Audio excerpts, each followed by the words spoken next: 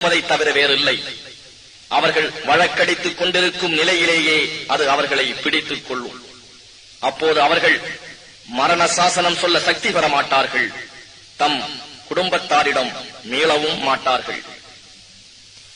وَنُفِخَ فِي الصُّورِ فَإِذَا هُمْ مِنَ الْأَجْدَاثِ إِلَى رَبِّهِمْ يَنْسِلُونَ قَالُوا يَا وَيْلَنَا مَنْ بَعَثَنَا مِنْ مَرْقَدِنَا هَذَا مَا وَعَدَ الرَّحْمَنُ وَصَدَقَ الْمُرْسَلُونَ إِنْ كَانَتْ إِلَّا صَيْحَةً وَاحِدَةً فَإِذَا هُمْ جَمِيعٌ لَدَيْنَا مُحْضَرُونَ فَالْيَوْمَ لَا تُظْلَمُ نَفْسٌ شَيْئًا وَلَا تُجْزَوْنَ إِلَّا مَا كُنتُمْ تَعْمَلُونَ إِنَّ أَصْحَابَ الْجَنَّةِ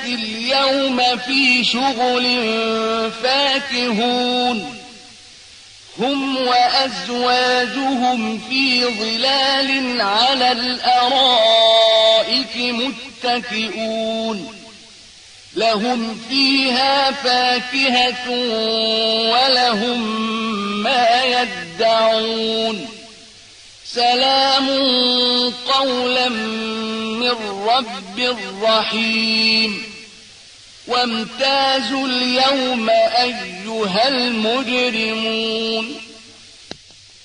மேலும் சூர் ஊதப்பட்டதும் உடனே அவர்கள் சமாதிகளிலிருந்து வெளிப்பட்டு தங்கள் ரப்பிடம் விரைவார்கள். எங்களுடைய துக்கமே, எங்கள் தூங்கும் இடங்களிலிருந்து எங்களை எழுப்பியவர் யார் என்று அவர்கள் கேட்பார்கள். ஒரு குரல் கூறும், அர் ரஹ்மான் வாக்களித்ததும் அவனுடைய தூதர்கள் உண்மை என கூறியதும் இதுதான் என்று அவர்களுக்கு கூறப்படும். ஒரே ஒரு பேரொலி தவிர வேறொன்றும் இருக்காது. உடன் அவர்கள் யாவரும் நம்முன் கொண்டு வரப்படுவார்கள். அன்றியும் அந்நாளில் எந்த ஓர் ஆத்மாவுக்கும் எதுவும் அநியாயம் செய்யப்பட மாட்டாது. இன்னும் நீங்கள் செய்தவற்றிற்கே அன்றி வேறு எதற்கும் கூலி கொடுக்கப்பட மாட்டீர்கள்.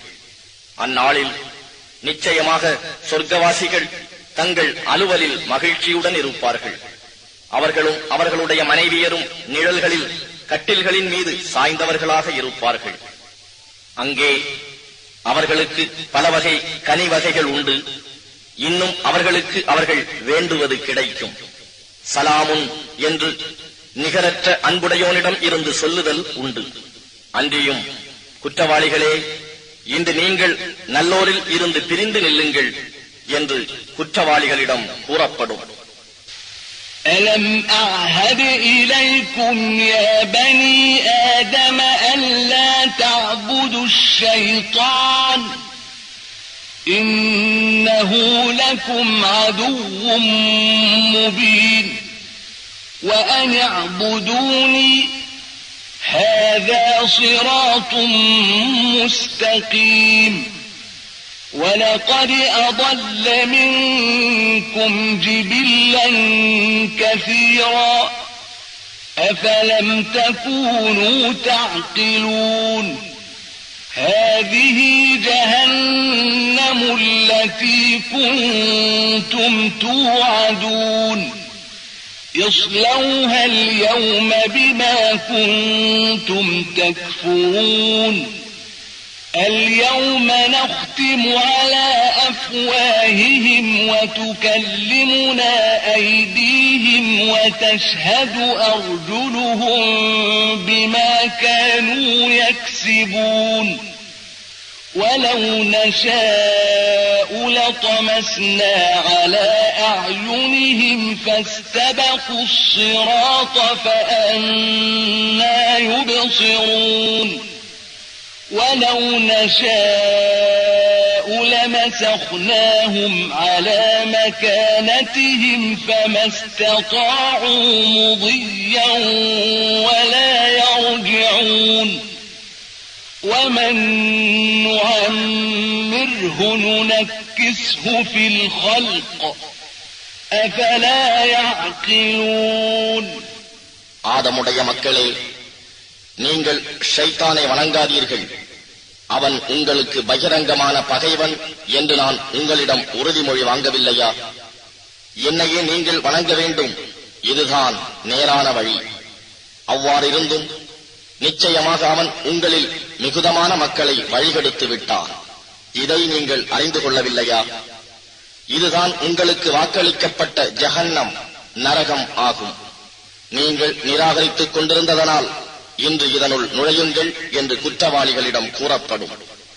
அந்த நாளில் நாம் அவர்களின் வாய்களின் மீது முத்திரையிட்டு விடுவோம். அன்றியும் அவர்கள் சம்பாதித்துக் கொண்டிருந்தது பற்றி அவர்களுடைய கைகள் நம்மிடம் பேசும், அவர்களுடைய கால்களும் சாட்சி சொல்லும். நாம் நாடியிருந்தால் நாம் அவர்களுடைய கண்களை போக்கி இருப்போம். அப்பொழுது அவர்கள் தப்பும் வழி தேடி ஓடினால் அவர்கள் எதை பார்ப்பார்கள்? அன்றியும் நாம் நாடியிருந்தால் அவர்களுடைய இடத்திலேயே அவர்களை உருமாற்றியிருப்போம். அப்போது அவர்கள் முன் செல்லவும் சக்தி பெற மாட்டார்கள், இன்னும் அவர்கள் மீளவும் மாட்டார்கள். மேலும் எவரை நாம் வயோதிகமாக்குகிறோமோ அவருடைய நிலைமையை படைப்பில் பலகீனமானதற்கு மாற்றிவிடுகிறோம். அவர்கள் இதை அறிந்து கொள்ள வேண்டாமா? وما علمناه الشعر وما ينبغي له إن هو إلا ذكر وقرآن مبين لينذر من كان حيا ويحق القول على الكافرين أولم يروا أنا خلقنا لهم مما عملت أيدينا أنعاما فهم لها مالكون وذللناها لهم فمنها ركوبهم ومنها يأكلون وَلَهُمْ فِيهَا مَنَافِعُ وَمَشَارِبُ أَفَلَا يَشْكُرُونَ وَاتَّخَذُوا مِن دُونِ اللَّهِ آلِهَةً لَعَلَّهُمْ يُنصَرُونَ لَا يَسْتَطِيعُونَ نَصْرَهُمْ وَهُمْ لَهُمْ جُندٌ مُحْضَرُونَ فلا يحزنك قولهم إنا نعلم ما يسرون وما يعلنون நம்முடைய தூதராகிய அவருக்கு நாம் கவிதை இயற்ற கற்றுக் கொடுக்கவில்லை. அது அவருக்கு தேவையானதும் அல்ல.